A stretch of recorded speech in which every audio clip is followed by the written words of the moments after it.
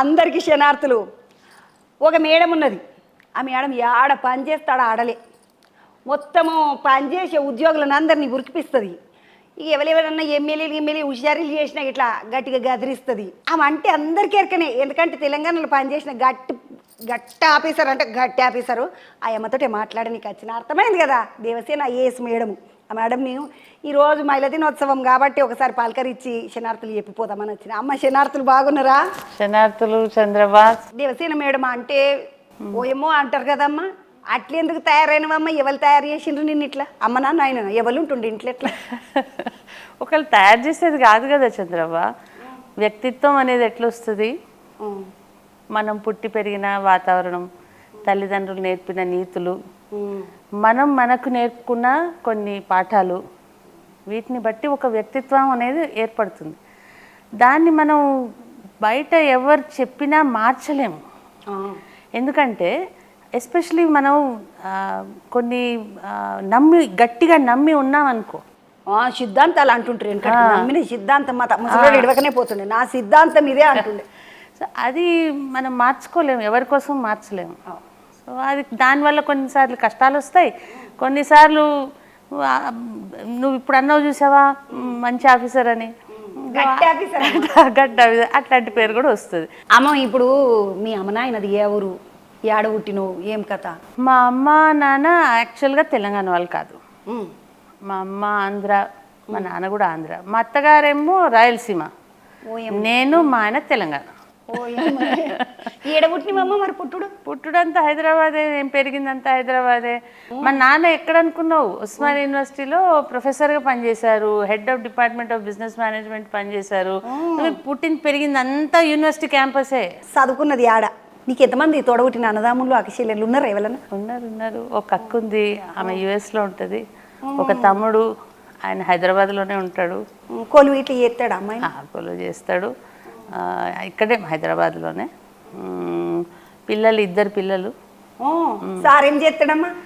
మా sir chartered accountant. ఆయన చాలా రోజులు ఒక కంపెనీలో డైరెక్టర్గా పనిచేశారు, ఒక సాఫ్ట్వేర్ కంపెనీలో. ఇప్పుడు ఆయన సొంత బిజినెస్ ఉంది. సో ఆయన అది చూసుకుంటుంటారు. ఆయన సహకారం లేనిది నేను అసలు ఇంత దూరం రాను. ఆడవిల్లలు ఎంతైనా మొగాళ్ళు ఇంట్లో జరంతనన్న పని చేయాలి, చేతి కింద ఉండాలి. ఇప్పుడు ఇంట్లో లెక్కలని సారీ ఎత్తాడు, అమ్మ నువ్వు చూసుకుంటావా? మరి అంటే రెండు రకాలు ఉంటుంది చంద్రబా. ఇప్పుడు కొన్నిసార్లు మొత్తం సంసార భారం అంతా ఒకళ్ళ మీద పడుతుంది, ఇంకోళ్ళు బయటికి వెళ్ళి పని చేయవలసి వస్తాయి. సో నాకు ఈ ఉద్యోగం చేరిన కొత్తలో నేనేమనుకున్నానంటే, అప్పుడు మా వారు ఏ పనిలో అయితే, ఏ జాబ్లో అయితే ఉన్నారో, అప్పుడు ఆయనకు చాలా దాని మీద శ్రద్ధ పెట్టి పనిచేసి ఎక్కువ గంటలు పనిచేసే పరిస్థితి ఉండేది. కాబట్టి నేను ఫీల్డ్ పోస్టింగ్ ఏవి తీసుకోలే.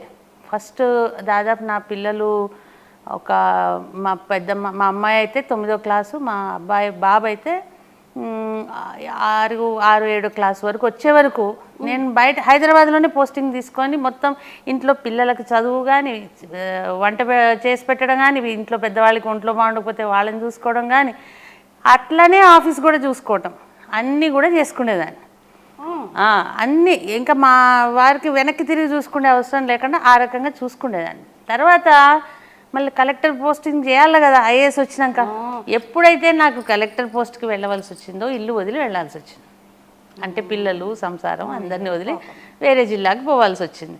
సో అది వెళ్ళాలన్నా వద్దా అని చాలాసార్లు ఆలోచించి మేము ఒక కుటుంబంగా అందరం కూర్చొని, సరే ఇది మంచి అవకాశం, 10 మందికి పనికొచ్చే పని చేసే అవకాశం కాబట్టి నువ్వు వెళ్ళు అని చెప్పి మా పిల్లలు, మా ఆయన, నన్ను అందరూ కలిసి పంపించారు.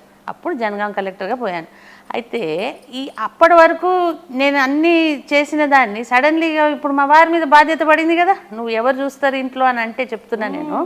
సో అప్పటి వరకు నేను తీసుకున్నాను, తర్వాత ఆయన తీసుకున్నారు బాధ్యత. సో అట్లా అదృష్టం ఏంటంటే ఒక అవగాహన ప్రకారంగా ముందుకు సాగుతోంది జీవితం మాకు. పెద్ద ఇళ్ళలోనే వేస్తుంటే కష్టాలు ఉంటాయి. అమ్మ కలెక్టరా, మా ఆయనంక సారు కొలువు చేసుకుంటే ఇట్లా మళ్ళీ ఇల్లు చూసుకున్నాడు, మళ్ళీ సొంత వ్యాపారం చేసుకుంటున్నాడు. పెద్ద ఇళ్ళల్లో చదువుకున్నారు కాబట్టి చదువుకొని ఇగో నువ్వు ఈ పని చేయి అబ్బా, నేను ఈ పని చేస్తాను మాట్లాడుకుంటారు. ఇగో నువ్వు చేసినవా, నువ్వు పెట్టినవా, నీ బొచ్చిట్టు నా బొచ్చాటు అనుకుని ఎత్తేసుకోకండి. చూసిండ్రా?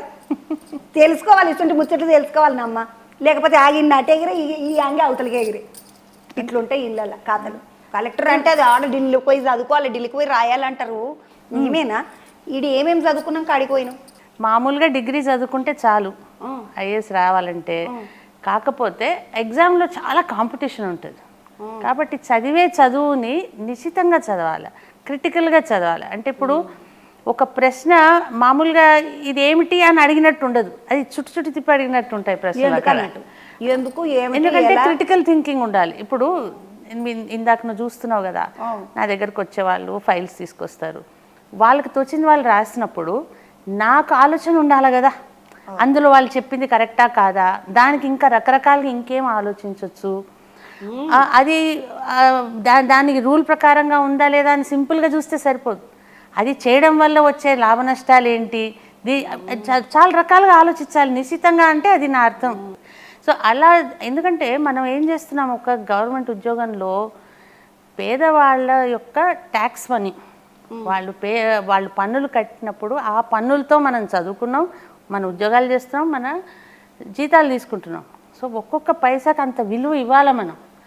కాబట్టి అలా ఆలోచించి పని చేయాలంటే క్రిటికల్ థింకింగ్, అదే చెప్పింది నేను. ఏదన్నా పని చేసేటప్పుడు ఇట్లానే చేయాలన్నా, ఇంతకంటే బెటర్ పని ఇంకా బాగా చేయవచ్చా, తక్కువ ఖర్చుతో చేయవచ్చా, ఇలాంటివన్నీ ఆలోచించుకొని చేయాల్సి ఉంటుంది. అందుకని ఒక క్వశ్చన్కి ఆన్సర్ లాగా ఉండదు ఇది చదువు, అదనమాట. ఇప్పుడు అది డిగ్రీ చదువుకున్నాక మళ్ళీ పరీక్షలు రాయాలి. ఈ పరీక్ష రాయాల్సి వస్తుంది. పరీక్షలో మళ్ళీ 3 అంచెలు ఉంటాయి. ప్రిలిమినరీ ఉంటుంది, మెయిన్స్ ఉంటుంది, ఇంటర్వ్యూ ఉంటుంది. అమ్మ ఢిల్లీకి పోయి చదువుకోలేదా అమ్మ నువ్వు? మరి లేదు.